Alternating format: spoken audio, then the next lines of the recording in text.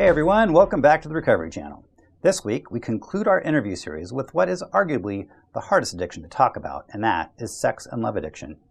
As you can imagine, it's hard to find a sex addict that's willing to be on camera. So we have with us an actor, who we will call Jeff, that is going to represent the answers of an actual sex addict who did not feel comfortable being here himself. As I've said with all these interviews, we are not being paid or asked by any 12-step organization to do this interview. We also do not represent the opinions of any program. We're just two dudes with the camera trying to help people. Well, this week, we're actually several dudes in a studio that has lots of cameras, and my thanks to Access Tuolumne for the use of their facilities. And thank you, Jeff, for being here to help us in our quest to help others. Let's get started. So many addicts have some version of hitting bottom before they figure out they need help. Did that happen for you? So I think I kind of dragged along bottom for a few years. I got caught in my affair after the husband of the woman I was in the affair with called my wife to let her know what was going on. We tried couples therapy, but I continued the affair, and I was not serious about giving up my ways. Eventually that led to a very messy divorce, and my family pretty much abandoned me. I got kicked out of the house. I spent all my last dimes on legal fees, and I was falsely accused of abusing my boys. Then I couldn't find a job. I'd say that was the low point in my life. But honestly, I didn't really get serious about recovery until I realized that my new relationship, which I thought was the answer to my problems, showed me that my addiction didn't care about who I was with. It didn't matter how much sex I was having. It was just never enough. And that's when I finally figured out I had a problem. Do you feel that your childhood experiences have anything to do with your addiction? Absolutely. I had a chaotic family life, and I did not feel loved. I felt neglected, and unfortunately that led to being, I think, easy prey for a child molester. So between the neglect, between the teasing in my family, and the terrible sexual abuse, I think I was pretty much set up to be an addict. And that's not an excuse. I own my behaviors and the harm I've caused, but I truly feel that my childhood trauma is a big contributor to my addiction and to my drug of choice, which in this case is sex. How do you think sex addiction is different from other addictions? How is it different? Well, for one, there's, I think, a natural urge for sex, probably especially in men. God didn't create us to naturally crave heroin or alcohol, but He sure did make us crave sex. And I definitely don't want to give up sex altogether, but I still struggle with what's healthy desire and what's addiction.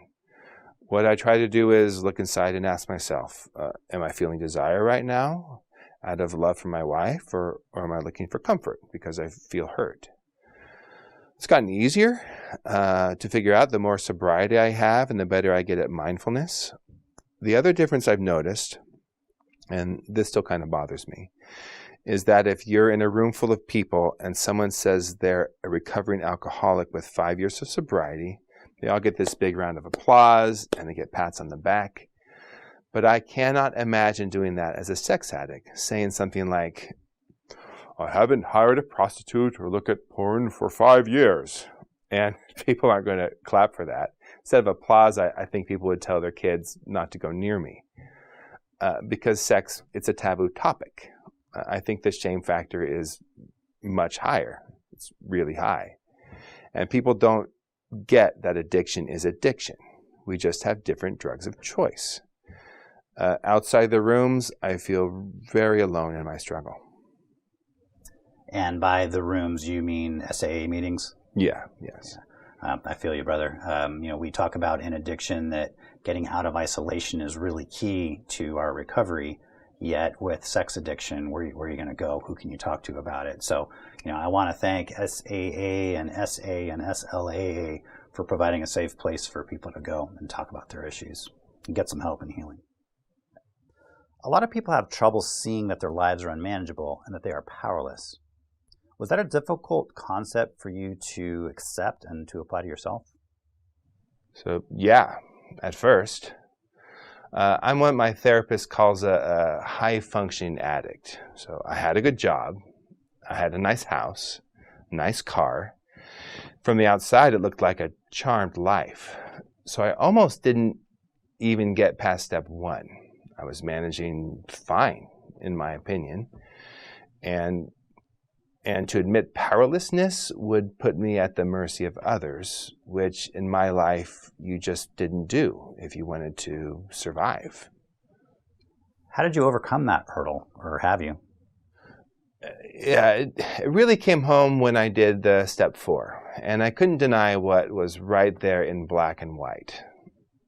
I'm not a bad person. I don't think I'm a bad person. Yet I did so many things that hurt people. I'm not stupid. I don't think I'm stupid, but I did so many stupid things, even though I knew the potential consequences. So the way I look at it is this: I'm powerless against this addiction. It's too much for me to handle on my own, but I'm not powerless in my recovery. I can choose to work it every single day, or I can choose not to. So having a choice gives me some sense of empowerment over my own life.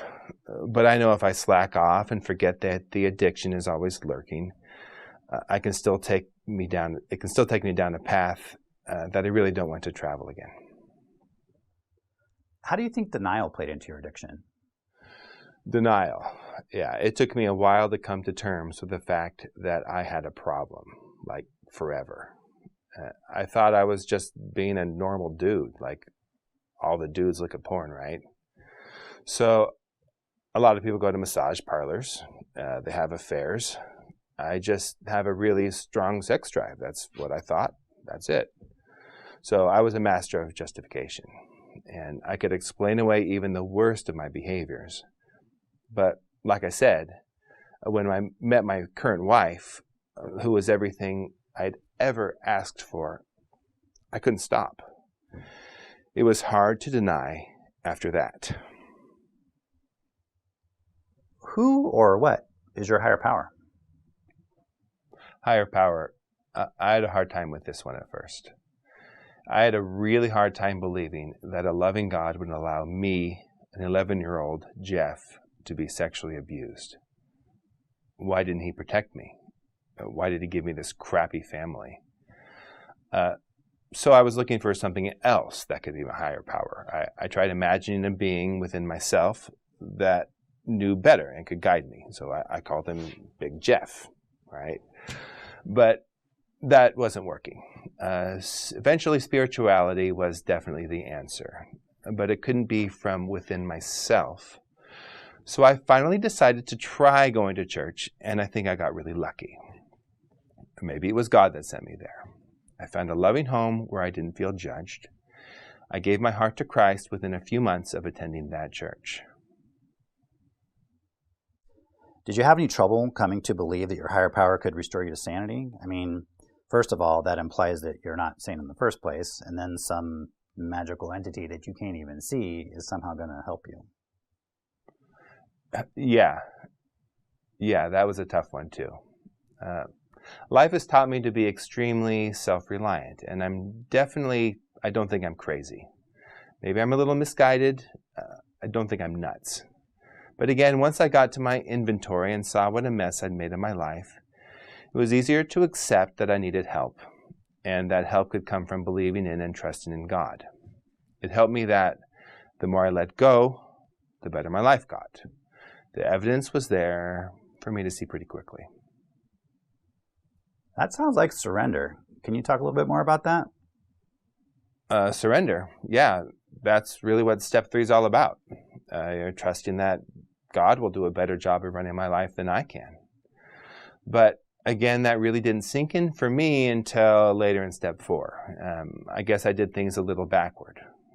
I had to see just how bad I was at running my life before I could give someone else a chance at it. So now I start every day asking God for guidance.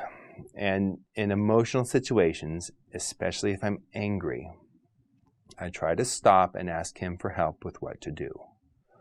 I don't hear this big booming voice from the sky or anything, but I get a thought in my head, and if it lines up with something God would say, I go with it.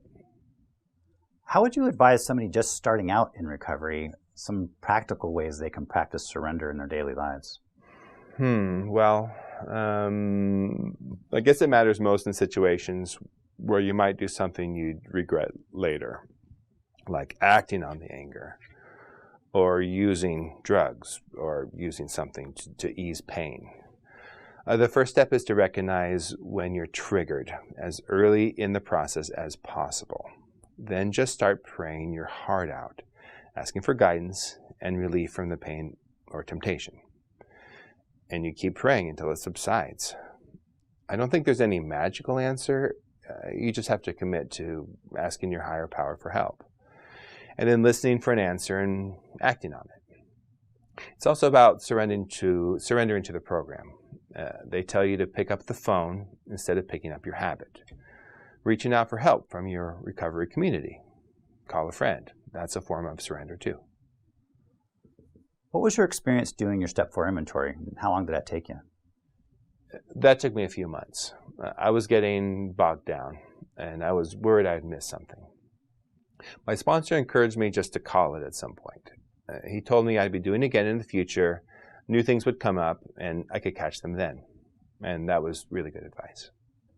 Did you learn anything new about yourself? Something new? Not really. Not as I was writing on it anyway. I was focused on writing everything down that I already knew about. I was surprised at the volume of things I was putting down. But there weren't really any revelations. The discoveries happened more during Step 5. My sponsor was good at listening and picking out patterns in my behaviors and feelings. He pointed out that I felt rejected a lot, and I didn't think much of myself. I took a lot of things personally that probably weren't really about me. And those observations, they helped me figure out that feeling rejected is a huge trigger for me. Well, that's it for today, folks. As with all the other guests, you'll be hearing more from Jeff as we get into the rest of the steps. Jeff, thank you so much for representing sexual addiction for our viewers. As the disclaimer on the screen says, Jeff is representing the answers of an actual sex addict who wanted to remain anonymous, which we totally respect. We appreciate Jeff using his skills to help us out today. And again, many thanks to Access Tuolumne for the use of their studio and for putting us on TV. Hopefully, you all have finished up your inventory, and if not, that's okay. But next week, we are going to start talking about Step 5, so please get your inventory to a good place before you continue with the videos. Stay strong and stay sober, my friends. Thanks for watching, and we'll see you soon.